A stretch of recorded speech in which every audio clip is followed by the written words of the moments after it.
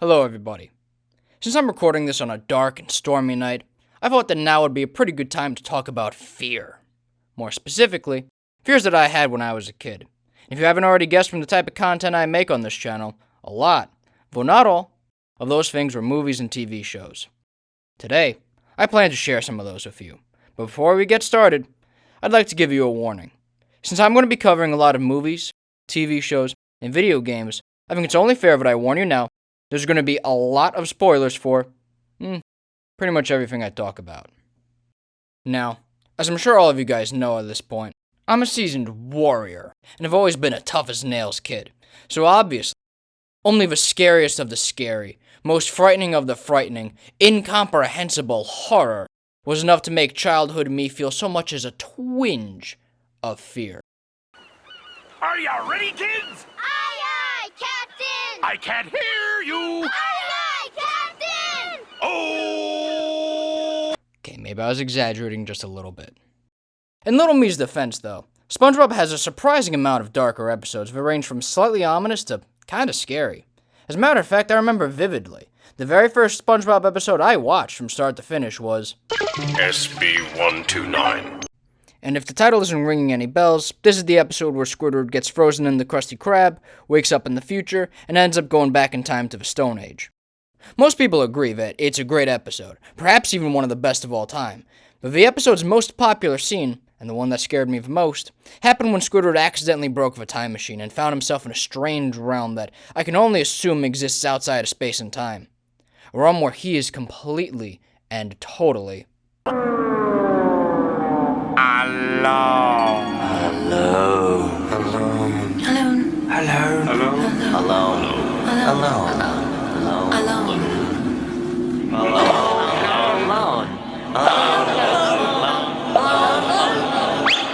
I gotta get out of here! When I first watched this scene, I was 6 years old, about to turn 7, and it's difficult to describe how the scene made me feel at the time. Again, keep in mind, this was the first time I had ever seen a SpongeBob episode from start to finish, and while I definitely enjoyed the episode overall, this one specific scene felt so ominous and out of place in comparison to everything I had expected SpongeBob to be. The only things I even really know how to compare it to are the back rooms and other liminal spaces. The emptiness is what makes it scary. Despite being presented with seemingly endless emptiness, you can't help but feel as though someone or something else is lurking and you just can't see it. It doesn't even really matter if you're right or wrong in that assumption because both options are equally terrifying. The thing that made this episode even more ominous for me, specifically, was that at the time, I only ever watched SpongeBob when it was airing on cable or on demand. I swear, I'm not exaggerating when I say that I saw this episode air on Nickelodeon one day, and then went about 2 years or so without ever seeing it again. As a kid, I wasn't the best at describing things, so whenever I tried to talk about it to someone, they would sort of understand what I meant, but it was always really vague and uncertain. At the time, part of me even questioned whether or not this episode really existed until one day I eventually saw it again. Today, SB-129 is one of my favorite SpongeBob episodes of all time. But as a kid, it was the first ever piece of media that I can remember genuinely, slightly unsettled me. The next entry on this list, once again, comes from an unexpected place.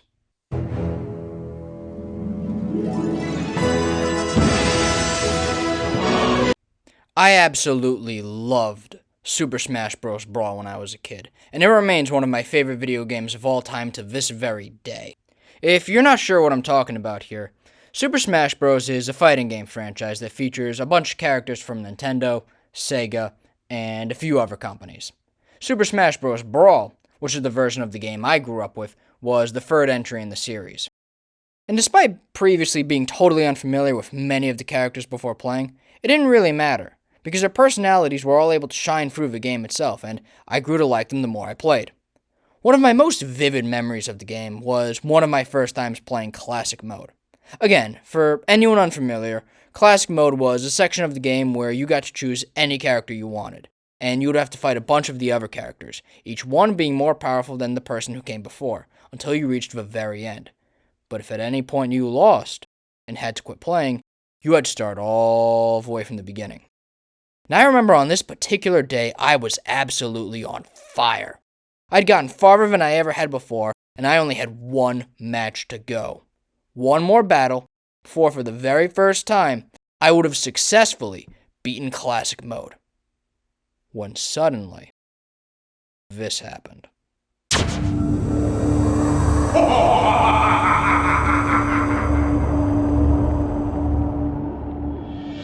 Now, eventually, I would learn that the cosmic horror which stood before me was named the Master Hand, and if you had played previous entries in the series, you already knew that. You also knew that, in the game, all the characters are toys, so the final boss being a giant hand made a certain amount of sense. Since I was 7, at the time this occurred, I hadn't played any of the previous entries, and since I had yet to beat Classic Mode, and therefore yet to earn even a single trophy, I had yet to make the connection that all the characters were toys. All I knew was that I instantly went from fighting Mario, Pokemon, a couple anime swordsmen, to a giant, flying, disembodied white glove that could magically shoot lasers. This instant transition was jarring, to say the least, and created several questions for my young, impressionable mind.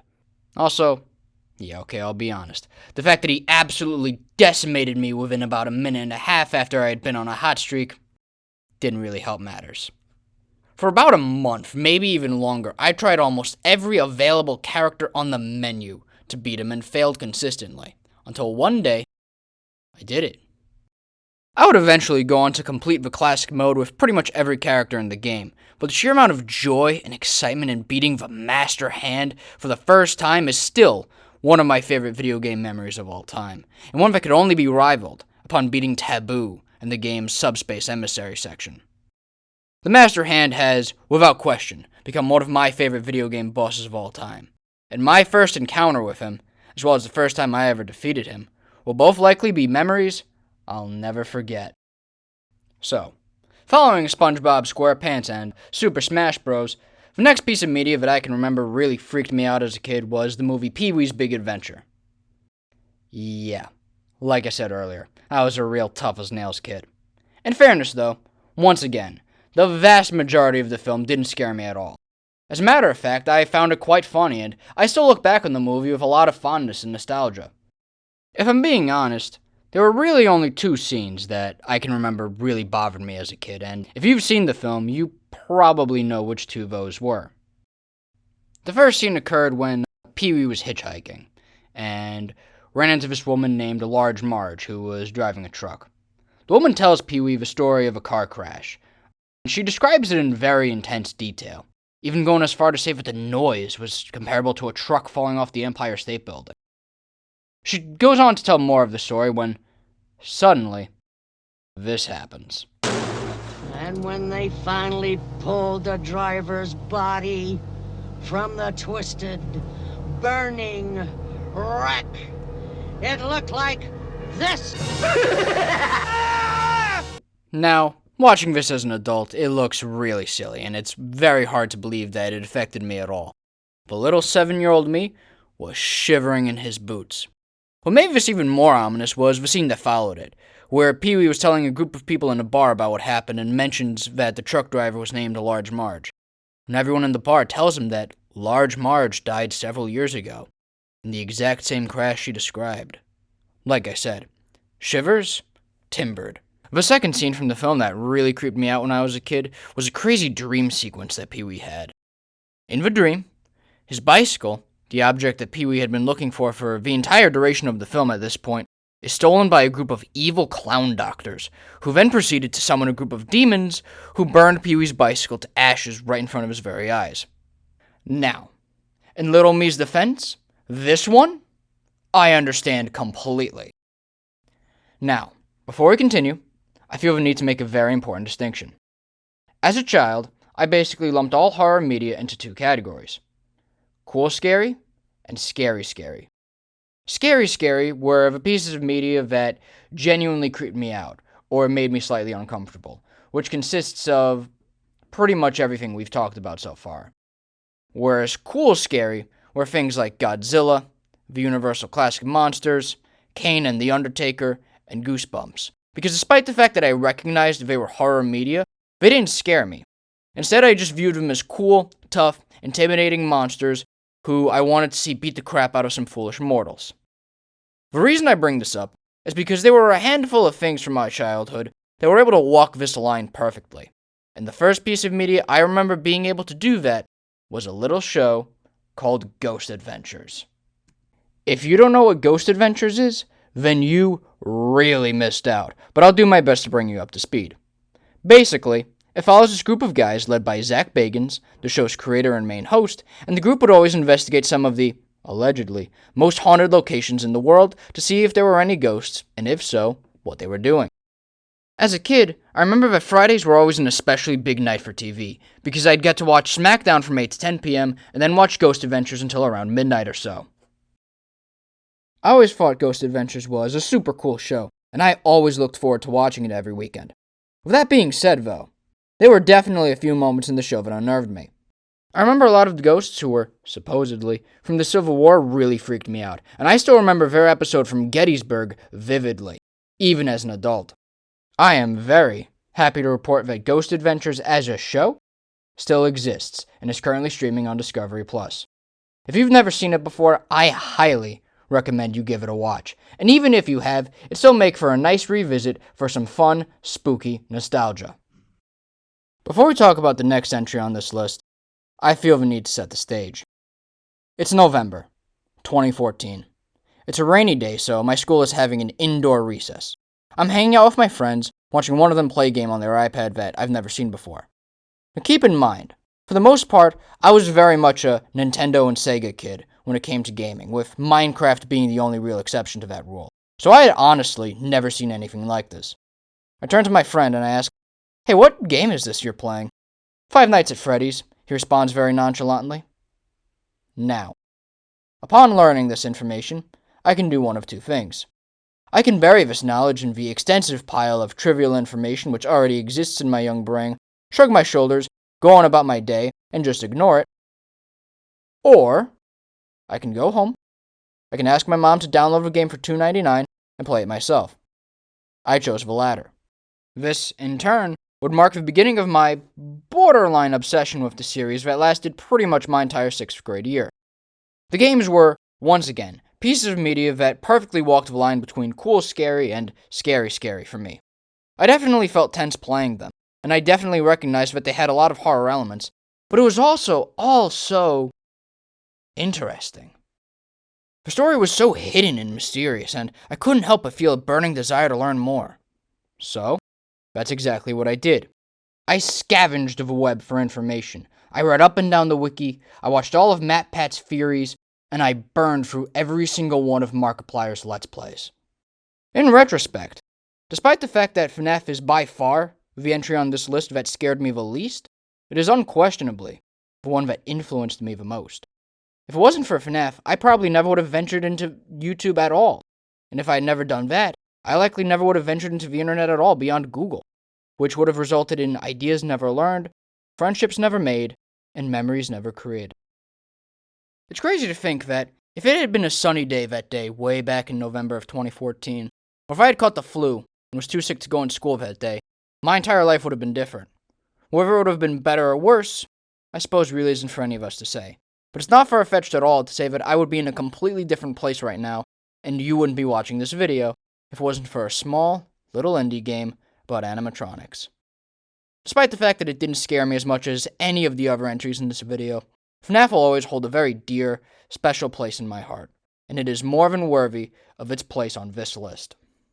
Now, the culmination to all of this was, of course, the very first real horror movie I ever saw from start to finish.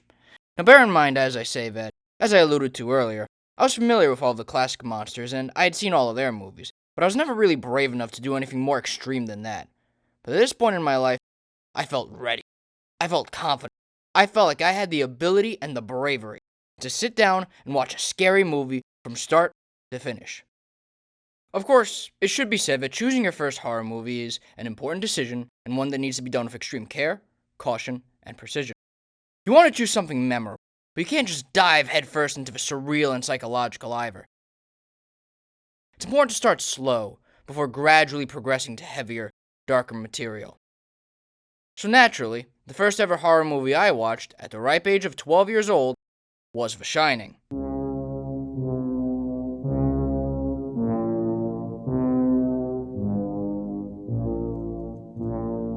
As I'm sure the majority of you are aware, The Shining is a film that needs absolutely no introduction, as it's widely regarded as one of the best horror movies of all time, for a very good reason. Despite it being nearly 10 years ago at this point, I remember the evening I watched this film vividly. It was summer, 2015. My parents had the movie on DVD and agreed to show it to me, but they fell asleep about a quarter of the way through. And just like that, I was alone with the film. Now, bear in mind, I previously knew nothing about this movie. Up until that day, I had never heard of it. I had never seen anyone reference it, so I was going into completely uncharted territory, all alone. Despite knowing nothing about the film, though, I could tell from the title screen that I was going to be in for a trip. To this very day, I can think of only very, very few movies that got my adrenaline racing even close to the way The Shining did on my first watch. I'm not exaggerating when I say that I was glued to the screen the entire time. The only time I even got up out of my seat was to turn the lights on during the all work and no play makes Jack a dull boy scene. I can still remember the feeling of my heart pounding in my chest during the final chase in the snow as Jack was running after Danny, and that closing shot of Jack becoming part of the hotel will very likely be etched into my memory for years and years to come. The Shining really is one of those movies that I wish I could watch for the first time again, but even though I can't, rewatching it is still a phenomenal experience. Every single time I've watched this film, I picked up on something I didn't notice the last time I did. After The Shining, I've watched a ton of horror movies, a lot of which I'd consider some of my favorite movies of all time. But as the old saying goes, you never forget your first, and I truly am grateful that The Shining was mine. At the time of uploading this video, I'm 21 years old, meaning I am now an adult. And as of now, I can recall very, very few pieces of media that affected me anywhere near as much as some of the entries on this list did. Sure, I felt a little bit tense while watching some analog horror. A few movies like I Am Legend and 28 Days Later dealt with a few slightly alarming concepts, and stories that are super bleak and depressing like All Tomorrows or Marvel Ruins have definitely bothered me at least a little bit. But with that being said, it's just not the same. Because at this age, no matter how scary the monster on the other side of the screen is, I know, with absolute certainty, it's not real. I suppose that's part of the magic of childhood, though, isn't it? Even though you're told that the things on screen aren't real, and even though part of you knows that they aren't, the line separating fiction from reality is much more blurred and a lot less defined. The lack of this distinction makes heroes shine all the more brighter, while the villains appear all the darker. I think I speak for everyone in my generation and generations before me when I say that I am grateful for being able to experience the wonders of storytelling. And it is now our job to pass that experience to the next generation. May we do as good a job, or even better, than the ones who came before us.